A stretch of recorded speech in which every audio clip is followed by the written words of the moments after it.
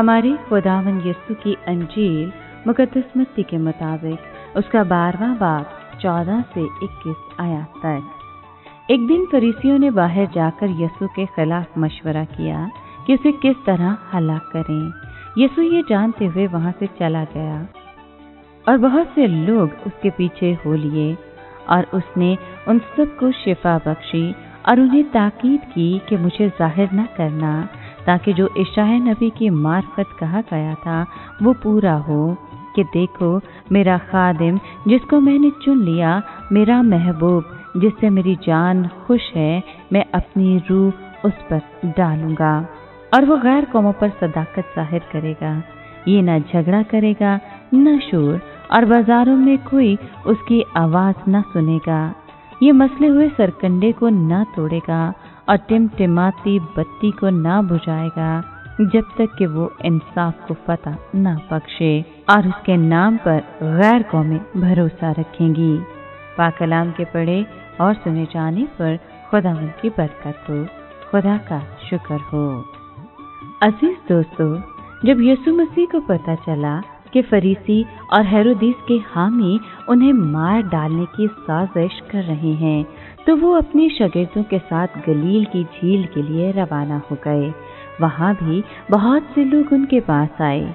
ये लोग न सिर्फ गलील से बल्कि दूर दराज इलाकों से भी आए, जैसे कि सूर और सदा के साहली शहरों से, यरूशलेम और इसके जुनूब में वाक़े एदोमिया से, और दरियाए उर्दन के मशरिक से।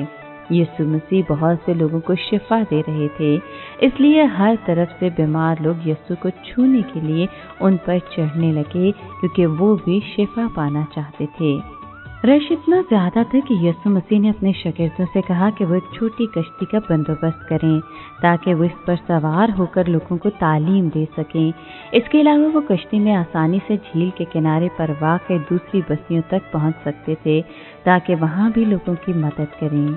यीशु के शागिर्द मत्ती ने लिखा कि यीशु के इन कामों से वो बात पूरी हुई जो यशायाह नबी ने कही थी। ये उन्हीं की पेशेनगोई थी जो पूरी हो रही थी। यीशु मसीह ही खुदा के प्यारे खातिम थे, जिनसे खुदा खुश था। उन्होंने लोगों को दिखाया कि हकीकी इंसाफ क्या है, जिस पर फरीसियों की मजहबी रवायात की वजह से पर्दा पड़ गया था। फरीसियों ने जिस तरह से शरीयत की तशरीह की, इससे नाइंसाफी को फरोग मिला। ये नहीं वो सब्बत के दिन किसी बीमार की मदद करने से मना करते, जो कि सरासर नाइंसाफी थी। मसीह यीशु ने इंसाफ पसंदी के सिलसिले में खुदा का मेयार वाज़ेह किया और अपने कामों से साबित किया कि खुदा ने अपनी रूह उन पर नाजिल की।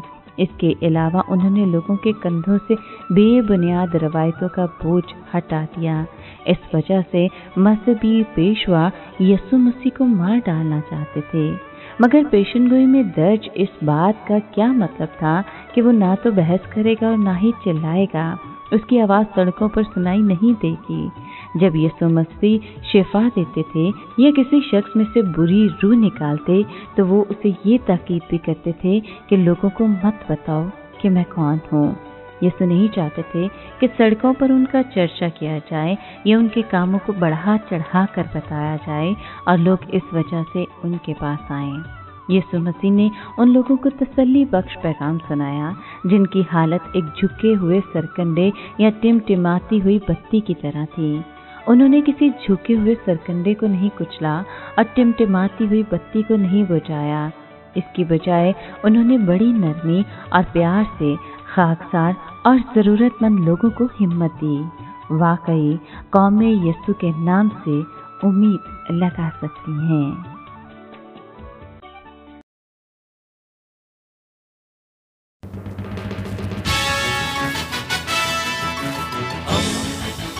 दोस्ती का पैगंबर, रेडियो वेरितास एशिया।